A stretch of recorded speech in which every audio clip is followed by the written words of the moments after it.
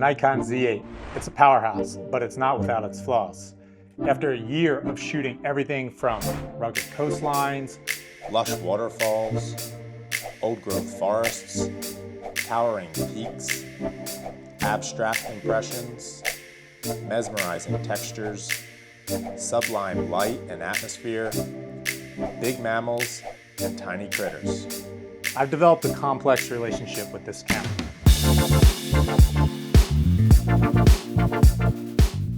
Hi, I'm James, a landscape photographer based in the heart of the Pacific Northwest. I've been shooting with the Nikon Z8 for over a year now, putting it through its paces, testing its limits, and it's been a roller coaster. With landscape photography, it's the little things that make all the difference. And I've discovered lots of little things that I love and dislike about this camera. I've broken my review into two parts to keep things concise and focused. In the next video, I'll dive into what drives me crazy about this camera. But in today's video, we're gonna dive into the things I absolutely love about the Nikon Z8 for landscape photography. Let's start with a quick look at the specs. I've put together a comparison table of the Z8 against its main competitors, including its predecessors, the Nikon Z7 and the D850. Along with the Canon EOS R5 and the Sony A7R5, the Z8 equivalents from those brands. Before anyone gets upset at me, it's worth acknowledging that the choice of cameras and camera brands is subjective and can evoke pretty strong emotions in people. I see the competition between the brands as great because it keeps them innovating for everyone's benefit. This review is not intended to criticize any brand, especially since they are regularly updating their offerings. I've tried to highlight the winner using color so you can easily see how the Z8 stacks up. This isn't really a fair comparison. This is more meant for at a glance. And I believe the Canon EOS R5 II or R6, something was just released like a few days ago. That's probably the more fair comparison given that this is 3 years older than the Z8.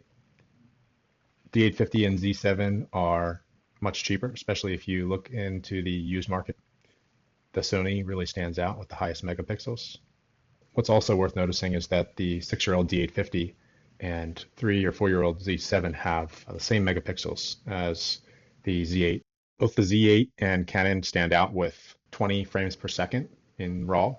The Z8 has the only truly electronic shutter.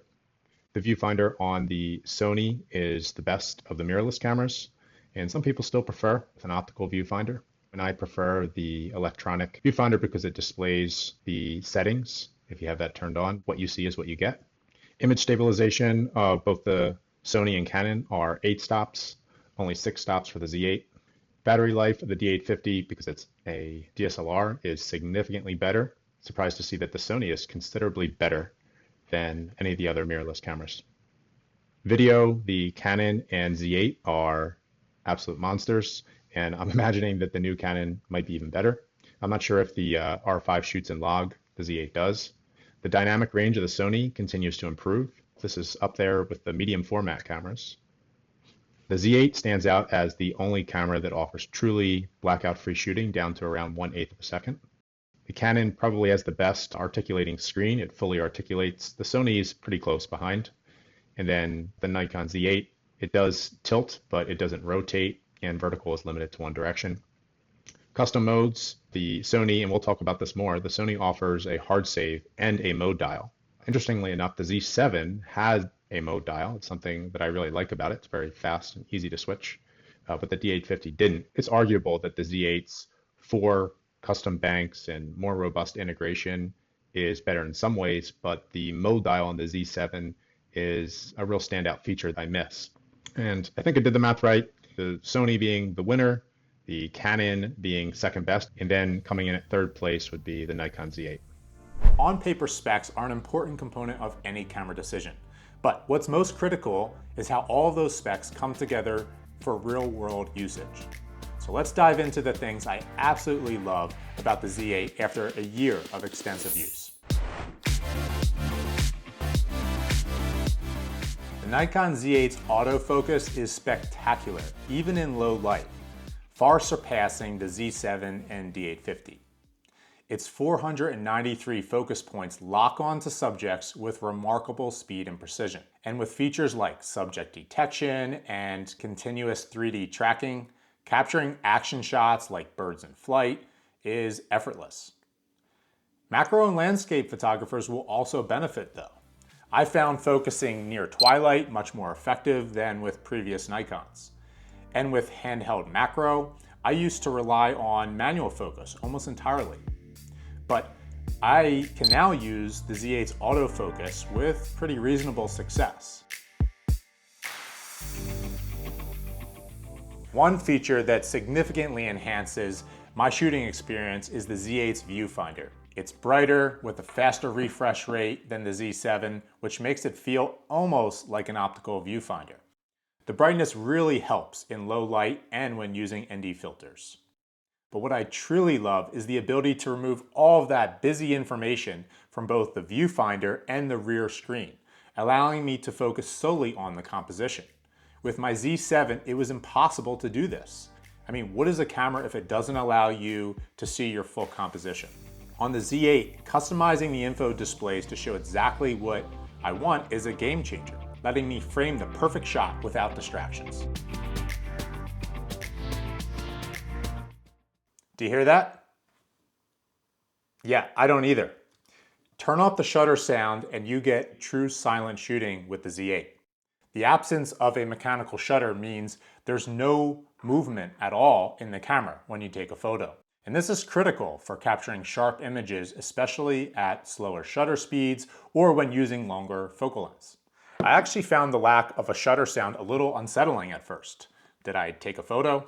Now there is a visual confirmation, so that helps, but you can also turn on an electronic simulated shutter sound when being quiet isn't necessary. Still though, being able to go completely silent when in sensitive environments is helpful. Just recently, I visited a local wildlife refuge for some early morning macro, and being able to shoot without disturbing them is golden and led to a much higher success rate. Thanks to its stacked sensor design and faster processor that allows for fast readout speeds, along with the lack of a mechanical shutter as we just discussed, the Z8 offers the most effective blackout-free shooting experience that I've encountered. It works for fast shutter speeds all the way down to about 1/6 or 1/8 of a second. Any slower and you do start to see some blackout. While this is often touted by wildlife photographers, I've actually found that blackout-free shooting is equally valuable for landscape techniques like manual focus stacking and intentional camera movement. The real-time feedback during intentional camera movement allows for precise and creative adjustment, giving me a clear view of how the movement affects the image. The continuous live feed in the EVF or LCD provides a more immersive and real-time experience. Blackout-free shooting is a feature I didn't know I wanted until I had it. Initially, I didn't think I'd care much about the Z8's 20 frames per second, or I think it goes up to like 150 if you're shooting in JPEG. However, it has become an incredibly versatile tool. It's not just for wildlife action shots. Handheld exposure bracketing with near perfect alignment and minimal ghosting is a breeze. And tripod or not, the high frame rate also contributes to better focus stacks because there's just simply less time passing between each shot. Ergo, less movement in your subject and better focus stacking in the software in post. Another use case is bracketing to reduce noise. I often find myself photographing handheld in scenes that force the camera's ISO way up. While I'm not scared of higher ISOs, and you shouldn't be either, there are times when light levels are so low that you know that there's going to be too much noise to recover in Lightroom. To combat this, you can fire off a ton of shots quickly and then use Photoshop's mean blend mode to reduce noise in the final image. The Z8 shines in low light conditions. Illuminated buttons, which you can toggle simply by this little switch here, red color options to preserve your night vision and be more polite to your neighbors, and even a starlight mode for focusing at night make it incredibly functional. I use the starlight mode to help me capture the aurora over Mount Adams when I accidentally bumped my focus. allowing me to easily lock back onto a star for accurate focus. The sensor shield isn't a feature I was asking for, but I was excited that the Z8 included it. Simply turning the camera off drops the sensor shield, protecting the sensor when changing lenses. This is particularly useful in the wet and dusty environments of the Pacific Northwest, providing peace of mind knowing the sensor is safeguarded during lens changes. And the proof that it works is that I haven't had to clean my sensor yet with over a year of shooting. The buttons on the Z8 are many. When I'm in the field, I feel equipped to toggle most of the settings I need to change right from one of the physical buttons on the camera. There are 3 customizable FN buttons, and you can even reprogram most of the other ones, like I did with white balance, since I usually leave that on auto. Moving on to the Z8's custom settings, which provide you with 4 distinct bookmarked setting banks. They're super helpful for switching a whole bunch of camera settings all at once. I use these custom setups for landscape, macro, action, and abstract photography. You can even name them and quickly switch between different photography styles without fumbling through tons of menus. Over the last year, I've spent a ton of time customizing the buttons and settings for landscape, macro, ICM, and general wildlife action shooting to maximize its performance and up my chances in the field. If you'd like a dedicated video on how I set up my camera for these styles, let me know in the comments. So there you have it. The features of the Nikon Z8 that have made a significant difference in my landscape photography. But that's not the whole story. This camera is a mixed bag, and in my next video, I'll be spilling the beans on the things that drive me absolutely nuts about the Nikon Z8 and share my overall conclusion on how the Z8 stacks up for landscape photographers. If you enjoyed this video, please give it a thumbs up and subscribe for more in-depth reviews and tutorials. Thanks for watching, and I'll see you in the next video.